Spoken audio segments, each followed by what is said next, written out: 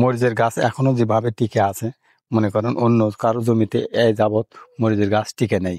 সুষম সার দিয়েছি আর ভালো ওষুধ দিয়েছি, যার কারণে মরিচের গাছ টিকে আছে। টিকে থাকার কারণে আমি মরিচ ভালো বিক্রি করতে পারছি।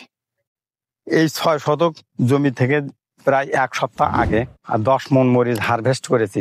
সেই 10 মণ মরিচ প্রায় 1 লক্ষ টাকার মতো বিক্রি করেছি, 10,000 টাকা মণ হিসেবে। প্রায় এখনো যে মরিচ আছে প্রায় 1 লক্ষ টাকার মতো মরিচ বিক্রি করা যেতে পারে। 6 শতাংশ জমি থেকে 1 লক্ষ টাকার মরিচ বিক্রি। আপনারা সবাই দেখুন যে বর্তমান মরিচ গাছের অবস্থা। একটি গাছে কিন্তু কোনো মাকড়ের আক্রমণ হয় নাই, একটি গাছ কিন্তু নষ্ট হয় নাই, এবং প্রত্যেকটা গাছে কিন্তু অসংখ্য মরিচ ধরে আছে। আপনারা সবাই দেখুন, এই যে এই পাশে এই গাছগুলোতে দেখুন অসংখ্য মরিচ ধরেছে। জুলাই মাসের 18 তারিখ অর্থাৎ জুলাই মাস এবং আগস্ট মাসে কিন্তু মরিচের বাজার মূল্য অনেক বৃদ্ধি হয়ে থাকে। আপনারা যদি জুলাই এবং আগস্ট মাস পর্যন্ত মরিচের গাছ টিকিয়ে রাখতে পারেন তাহলে কিন্তু মরিচের এইরকম সর্বোচ্চ বাজার পেতে পারেন।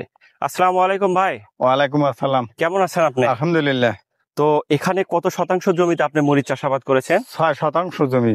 6 শতাংশ জমিতে। হ্যাঁ। তো এই 6 শতাংশ জমিতে কি জাতের মরিচ চাষাবাদ করেছেন? এটা মাগুরে দেশি জাত। তো মাগুরে দেশি জাতের মরিচ চাষাবাদ করেছেন, তাই না?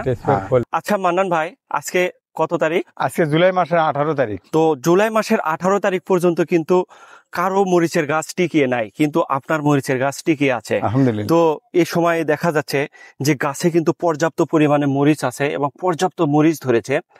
তো আপনি যে এ পর্যন্ত মরিচের গাছ টিকিয়ে রাখছেন এবং এখানে কি কি কলা কৌশল বাস্তবায়ন করেছেন সে বিষয় নিয়ে কিন্তু আজকে একটু আপনি আমাদেরকে ধারণা দেবেন। এ যাবৎ জমিতে অন্য কারো এত গাছ ভালো নাই, আমার গাছ ভালো টিকে আছে। আমি ভালোভাবে মরিচের গাছ পরিচর্যা করছি এবং আগাছা দমন করছি, ভালো সার প্রয়োগ করছি, তারপর সিডিউল স্প্রে করছি। এই কারণেই আমার মরিচের গাছ সবসময় ভালো টিকে আছে। পর্যন্ত কারো মরিচের গাছ টিকে থাকে না, তারপরেও আমার মরিচের গাছ সম্পূর্ণ টিকে আছে। সঠিক পরিচর্যা এবং সঠিক ওষুধ স্প্রে করার জন্য ভালোভাবে টিকে আছে। আর যখনই পচারির আক্রমণ দেখি আমার জমিতে, তখনই ওষুধ দিয়ে সেটা দমন করার জন্য চেষ্টা করি। প্রত্যেকবার মরিচ উঠানোর পর জিওলাইট এবং জিপসাম সার ব্যবহার করেছি, যার কারণে গাছ আমার সুস্থ এবং সবল আছে। সবল থাকার কারণে মরিচের গাছ এত ধরেছে। তো এখানে আপনি গাছের গোড়ায় কি কিছু স্প্রে করেছেন? গাছের গোড়ায় স্কোর দিয়েছি। গাছের গোড়ায় স্কোর কেন দিয়েছেন? পচারি যাতে না হয় গোড়ায়, সেজন্য গাছের গোড়া ঠিক আছে। হ্যাঁ, গাছের গোড়া। তো দর্শকবিন্দু, আপনারা কিন্তু দেখতে পাচ্ছেন এখানে কিন্তু একটা গাছে কিন্তু পচারির আক্রমণ হয় নাই। তো এই স্কোরটা কতদিন পর পর গাছের গোড়ায় স্প্রে করেছেন? এই 1 সপ্তাহ পর পর। 1 সপ্তাহ পর পর গাছের গোড়ায় স্প্রে করেছেন। হ্যাঁ। তো দেখতে পাচ্ছি এই মরিচ খেতে একটি পাতাতেও কিন্তু কোনো মাকড়ের আক্রমণ হয় নাই। তো আপনি এখানে কি মাকড়নাশক স্প্রে করেছেন? এখানে মাকড়নাশক দিয়েছি অ্যালবা। অ্যালবা। তো অ্যালবা দেওয়ার ফলে আপনার দেখতেছি যে প্রতিটা গাছের পাতা কিন্তু অনেক ঝকঝকে হয়েছে এবং গাছটা কিন্তু অনেক ঝোপাল হয়েছে, তাই না? হ্যাঁ। তো এখন গাছের পাতায় কোনো পচারি দেখতেছি না বা অ্যানথ্রাকনোজের আক্রমণ দেখতেছি না। তো সেখানে আপনি কি স্প্রে করেছেন? পচারির জন্য আপনা এবং কার্বনডাজিম গ্রুপের ওষুধ ব্যবহার করেছি। ও, এটা ব্যবহার করার ফলে আপনার জমিতে কোনো পচারির আক্রমণ হয় নাই, তাই না?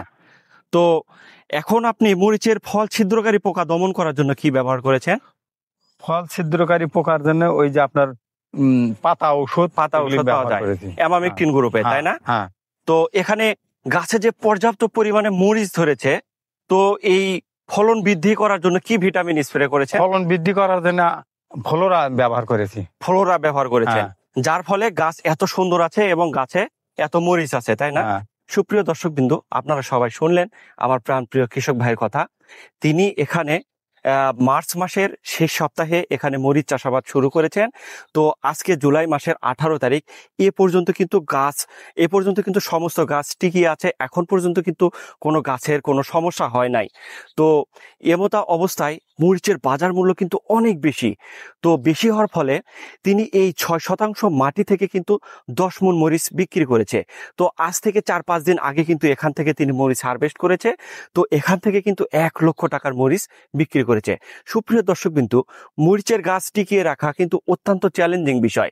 তো আপনারা যদি মরিচের গাছ যদি দিনের পর দিন টিকিয়ে রাখতে চান এবং মরিচের উচ্চ ফলন পেতে চান, তাহলে আমাদের সাথে যোগাযোগ করতে পারেন।